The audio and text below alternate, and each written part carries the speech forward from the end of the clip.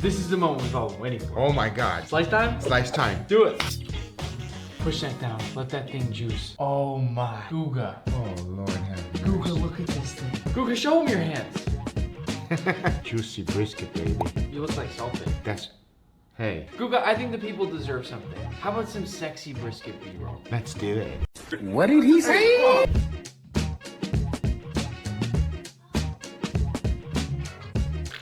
Oh my god. Nick, you scored on me. Huh?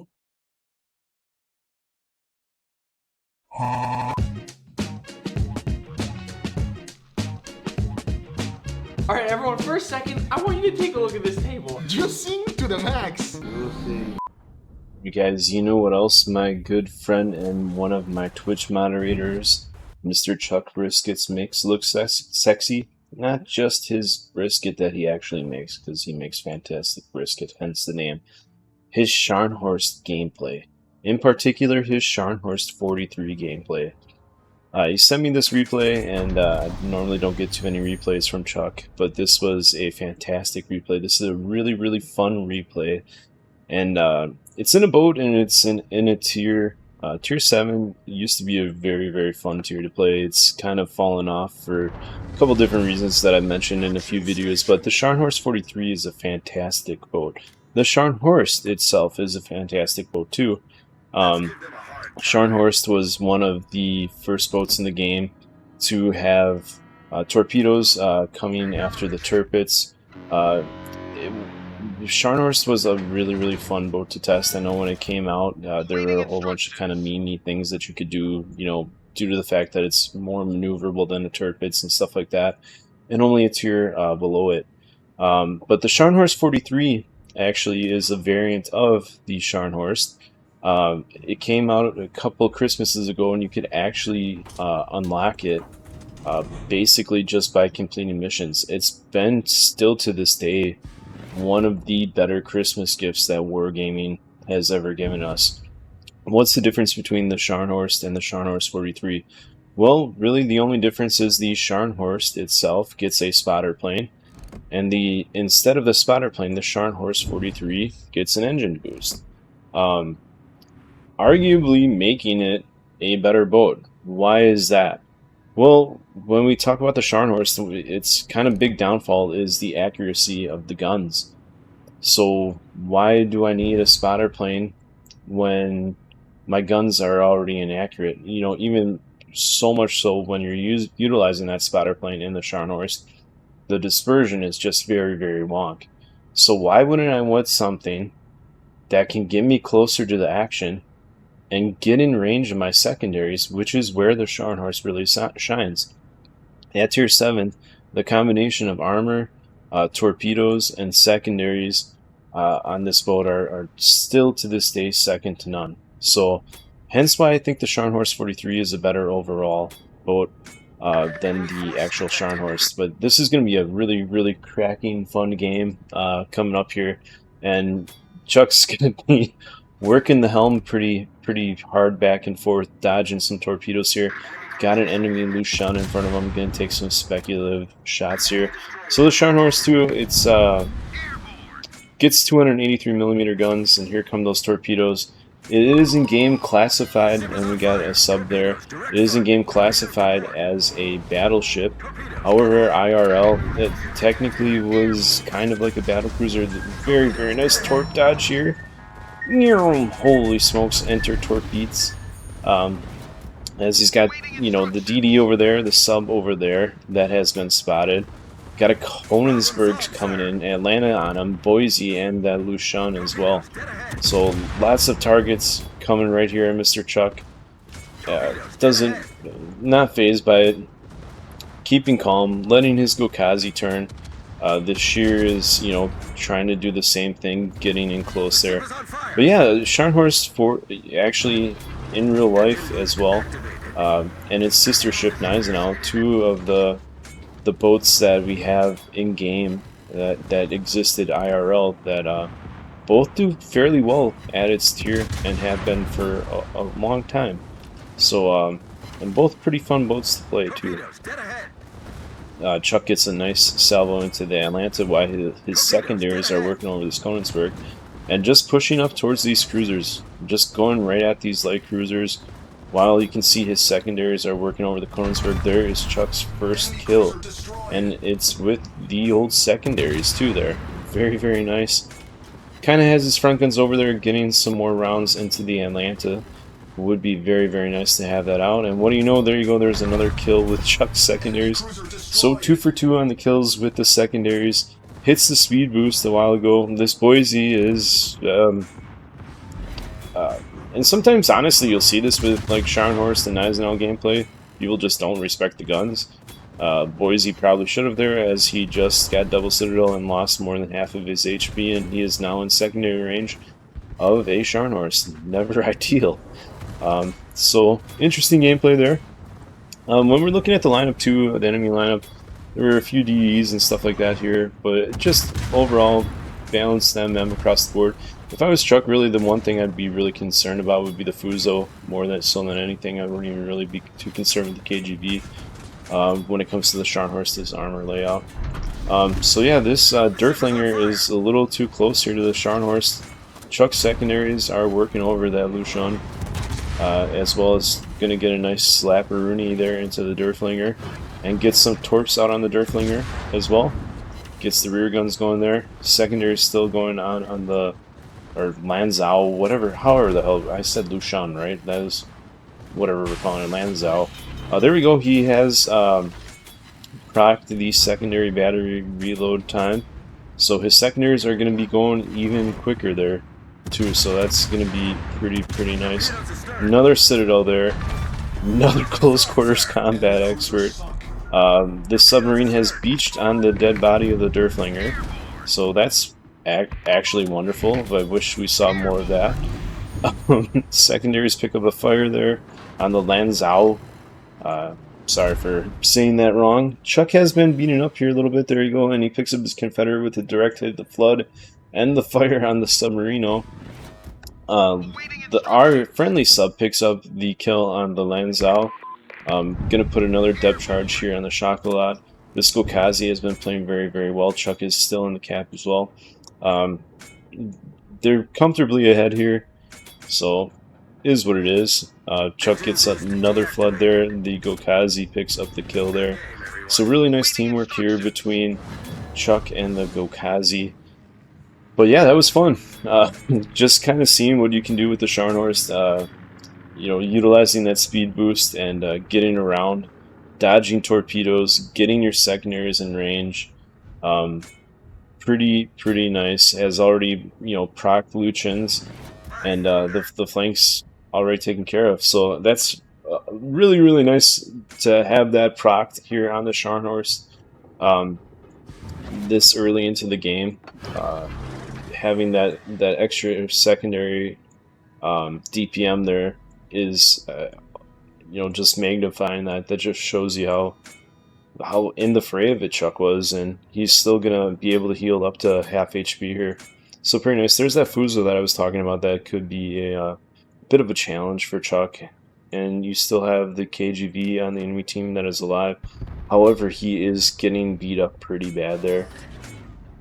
Looks like you got a couple cruisers working over him. The KGB takes out the Iron Duke, but those two cruisers were fairly healthy. They should be able to take out the KGB. And now it looks like Chuck's making his way towards this Fuso, and is probably going to try to push into the Fuso. The Kakazi's going north of this island, Chuck's going south.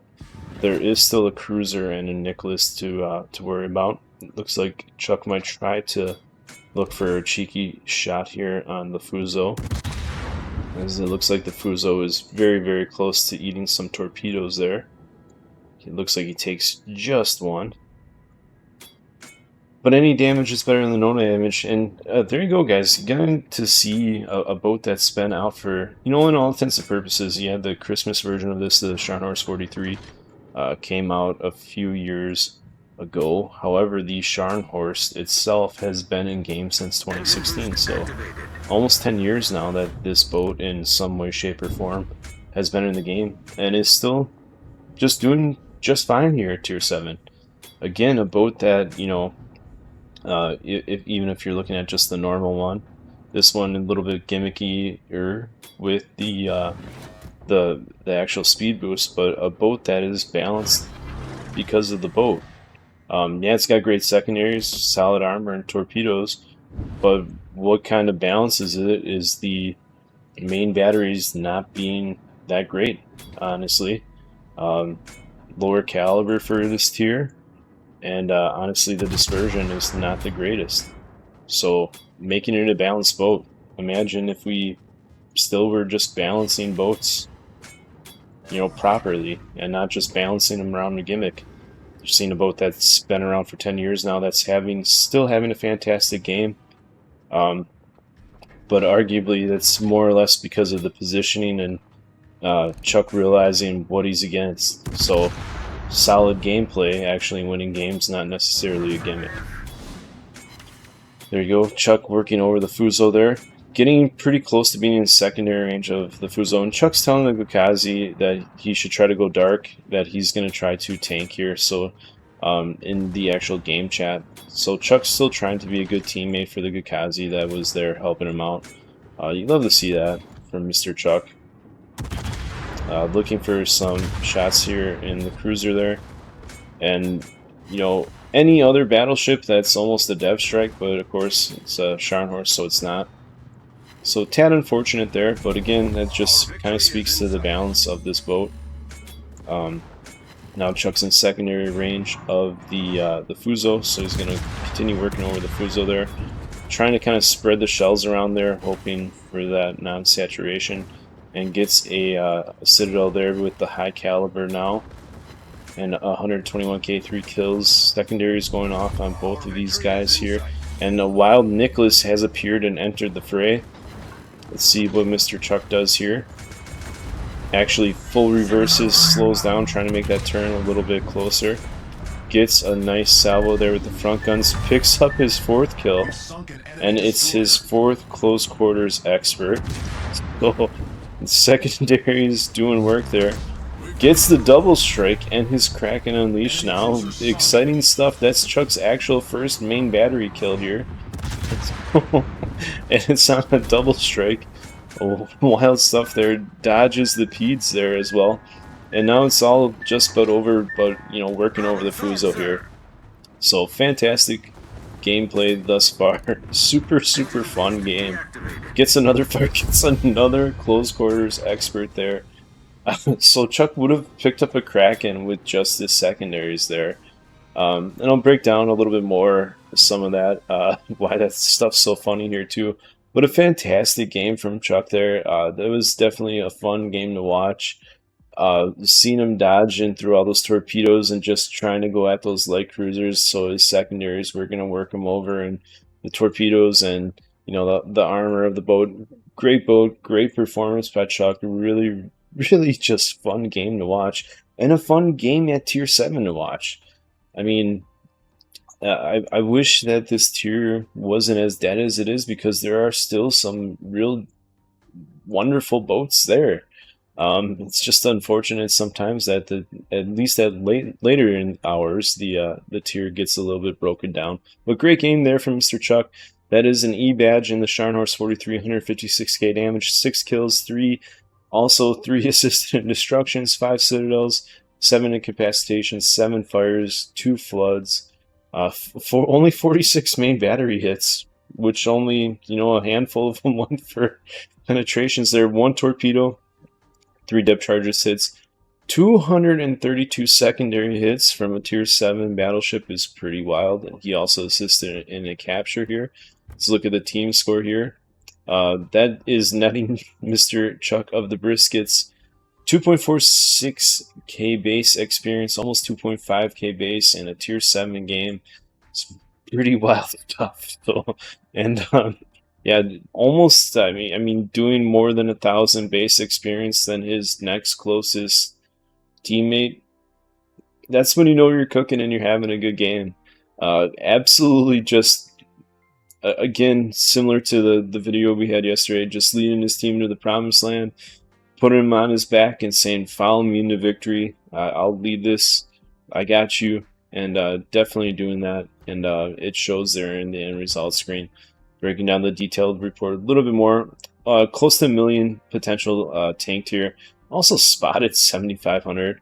Got some capture points there too. But when we break down the secondaries here, so if we look at the shells fired, almost 1,000 secondaries fired, doing 51, almost 52k worth of damage themselves. But then if we break this down, you know, the fires that the secondaries, because Chuck was firing basically exclusively AP, so this fire damage is coming from the secondaries. So he did pretty close to 63k worth of damage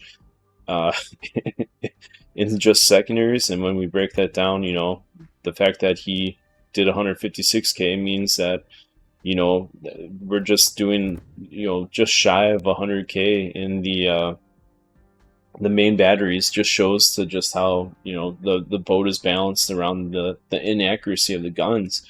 But when you utilize positioning right, play it aggressive and in a smart, calculated manner, you can have a fantastic game here like Mr. Chuck Briskets did.